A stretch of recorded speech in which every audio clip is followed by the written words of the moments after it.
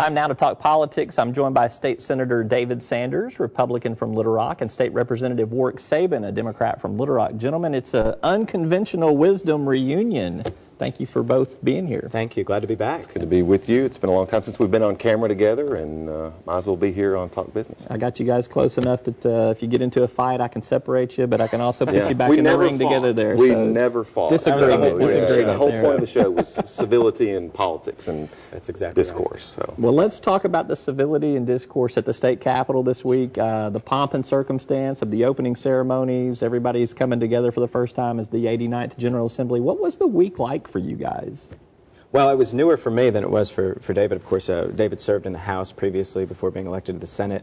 For me, it was brand new, so you're kind of just getting to know your colleagues. You're learning the rhythms of the session, and in fact, I learned a lot about time management and everything, which is good because we're going to get very busy next week, and so. But I don't know how it was for David in the esteemed chamber of the Senate. Well, it is different moving from the House to the Senate. There are things that they'll let you do in the Senate that they won't let you do in the House, one of which is drinking water on the floor. But nonetheless, I think what I took away from the week was really the tone that really started after the election. Certainly in our chamber, with the election of Michael Lamoureux to Senate Pro Tem, really carrying on sort of a conciliatory tone, one of working together, one of getting down to business and dealing with the issues at hand, and really continuing a tradition that has been a tradition in the Senate, and that is a tradition of bipartisanship.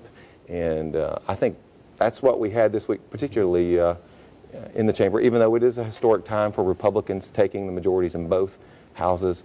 I think there is a real feel that we all have to work together on the tough some issues. of that, though, is you hear a lot of that lofty language at the beginning of a session, and the legislation starts to come, and some of the lines in the sand start to get drawn. I mean, do you really think it will be much different than a previous session, or do you think Republican control means it will be incrementally a different agenda? Well, I mean, for instance, if you go back to the debate over taxes in the last legislative session back in 2011, I mean, what you had were Republicans and Democrats working together to pass tax cuts, really more than what the administration had asked for, but they did it in an agreeable way. Both chambers got together, both parties got together, and they worked out an agreement. So I think, look, it is different in Arkansas. The truth is, Warwick and I have known each other since, gosh, we were college age. That's right. We worked together. There are other members in both chambers that we've known for a long time. There's there's a bit of a trust quotient there, I think, that really enters into the debate, and I think it will pay off huge dividends on down. Well, and especially in the House, we have a lot of members that are in the age range of David and I, in our 30s, and we haven't known a different sort of situation as to what we have now. The margin is very close, especially in the House. It's only 51-49. I think Speaker Carter was elected with an awful lot of Democratic support, even though he's a Republican, and he even appointed Democratic chairmen of certain committees, and on certain committees the Democrats have the majority, like on House Public Health, and so we're going to have to work together whether we like it or not. I think in this case we want to work together. We want to avoid some of the problems that are happening in Washington, D.C., and I think that in order for us to govern effectively, especially in partnership with Governor Beebe, we're going to have to work together. So that's the spirit that we're entering. Speaking of Governor Beebe, I think we'll go through some of the details of his State of the State address here in a little bit, but he made a really interesting day after public announcement on the death penalty. Basically said that if the legislature sent him a bill, he would repeal capital punishment. Do either of you see this happening? Well, no. I mean, obviously the death penalty is on the policy agenda for the legislature as a result of the Supreme Court case that struck it down. I don't think any of us really anticipated that the governor would say that. I will say this: you've worked for a governor, I've worked for a governor. There's one issue that all governors say is the toughest part of the job, and that is signing the death warrants. It's very hard. I think we will deal with the death penalty in this legislative session. I tend to think that we will come out with legislation reinstating the death penalty. But it was a sort of an interesting twist in the policy debate. Mm-hmm. I mean, the Supreme Court has, forced the legislature to get involved on this issue. I think that Governor Beebe certainly issued an invitation for us to consider the merits of the death penalty. Whether or not, both chambers would come to an agreement that we would get rid of it, it's probably unlikely. But certainly you have to take the governor, at face value with his remarks. He did say that signing death warrants was the toughest part of his job, and we haven't had any death penalties enacted during the entirety of his tenure so far. So a little over 6 years, that's and right. he has not presided over a single execution. That's right. Although I think he signed 4 warrants. They've just been delayed. We're going to get to some of the big issues here in our next block because I'm going to keep you guys around through the commercial break. But let me hear before we go to a break what you guys kind of have on your own personal agendas for this legislative session, constituents' agendas, your agendas, things you want to see accomplished. David, I'll let you start first. What's on the agenda for you? One, if you look at my committee assignments, I'm a member of Revenue and Tax on the Senate side, also Agri, Economic Development as well. So I think a lot of my work will focus on the tax debate as the nature of my committee assignment and my interests. But obviously the Medicaid issue is coming up before us. We've had a Medicaid system that is effectively broken and has been running in the red, and we've gotten some good news, obviously, about that immediate shortfall. But I think we are going to focus, obviously, on the expansion debate, but I think there will be a significant amount of focus on the issue of Medicaid and what we have now, making sure that it works. I'll be involved in that as well and look forward to it. And parole issues? Parole issues, when I was in the House, I worked on ethics reform, some cooling off period issues, and I think I'll continue to work on some of that. All right, Warwick, what's on your calendar? Well, I'm sponsoring a bill in the House on campaign finance reform, and so I'm also working on ethics issues, and I'm sure we'll be engaged on education and taxes and a whole range of issues. But again, Medicaid expansion is really, at the top of my agenda as far as making sure that we work toward that, and I convince my colleagues of its merits. I've seen the numbers, and I think it's a good thing for Arkansas. And then I'm also looking forward to seeing the governor's energy plan, because I think there are a lot of issues within that are going to affect our economy, our environment, and the future of our state. So I'm looking forward to seeing what comes out of the governor's office there. All right, gentlemen, let's talk about Medicaid. Big debate. It is going to consume this legislative session's agenda in large part. It's going to control a lot of the budget decisions that you have to make. Let's start first with the shortfall, the funding gap. What is the number now? Does anybody even know what we're talking about dollar-wise? Well, it has been adjusted. I think the numbers that we had been working with were around $138 million, and that was it was actually in the governor's budget, his proposal. So that was the shortfall that was in the governor's budget. Interesting, last week actually, Speaker Carter and Senator Lamoureux came out and said, hey, look, from our standpoint, we're going to cover the shortfall. And we can do that because we have a revenue surplus. Mm-hmm. And there are maybe some other things that we can do in terms of the budget.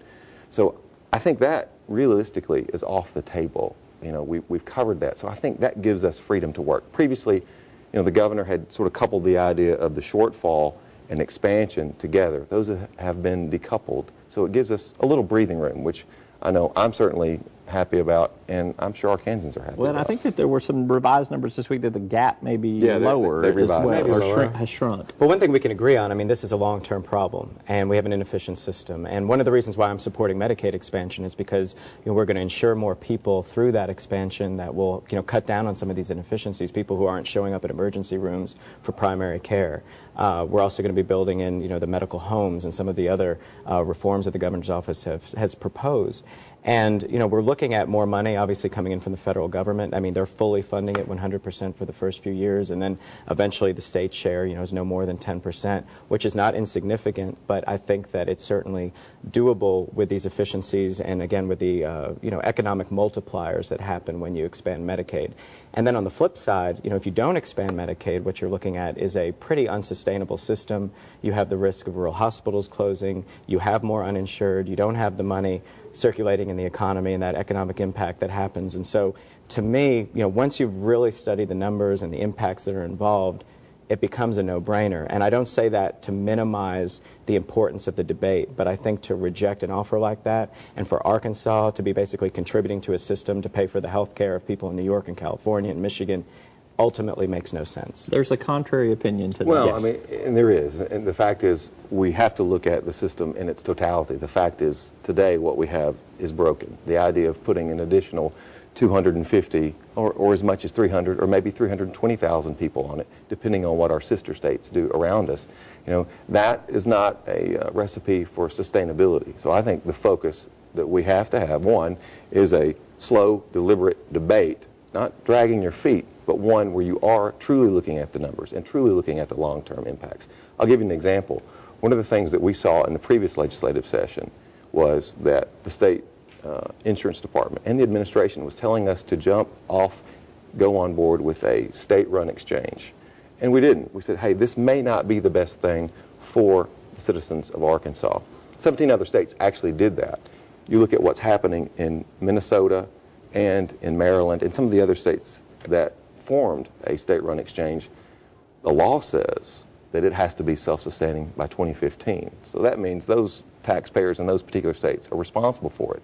They're now figuring out how to raise taxes to pay for their exchanges. So I think the best thing that we can do is have a very deliberate debate, really look at all the far-reaching implications.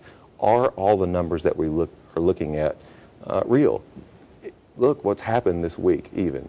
You know, one of the things that we signaled that we would really be interested in is maybe looking at something less than full expansion. Mm-hmm. And we were told, no, it's not possible.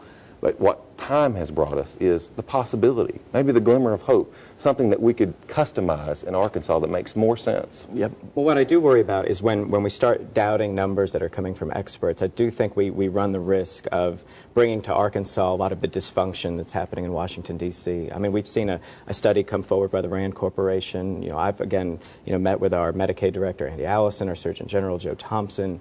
I think that the numbers that have been put forward are, fairly conservative. And I do think the debate is important. Obviously, that's why we're in session. And I think that the deliberation, though, has to occur on the basis of facts and numbers and not so much the ideology or wanting to deny the numbers that exist because it conflicts with your and I agree preconceived with notion. that. So, I mean, the point is what we have to do is we have to make sure we are arguing over the same set of numbers. Because today we're not. I mean, the other thing is that we've seen is, a few weeks ago, the revenue shortfall was more significant than it is today. Numbers change, things change, and a lot of the aspects of the health care bill, quite frankly, haven't been worked out in terms of the IT backbone, the infrastructure. So there are a lot of things that we're being asked to do in terms of expanding a major program that's going to saddle future legislators, future governors with decisions based on funding. So we have to do it right. Does an expansion proposal come forward in this legislative session and get an up or down vote? I certainly hope so, because I think the idea of saving it for a special session makes no sense on a lot of different levels. I mean, this is the issue we knew we have to wrestle with before we went into the session.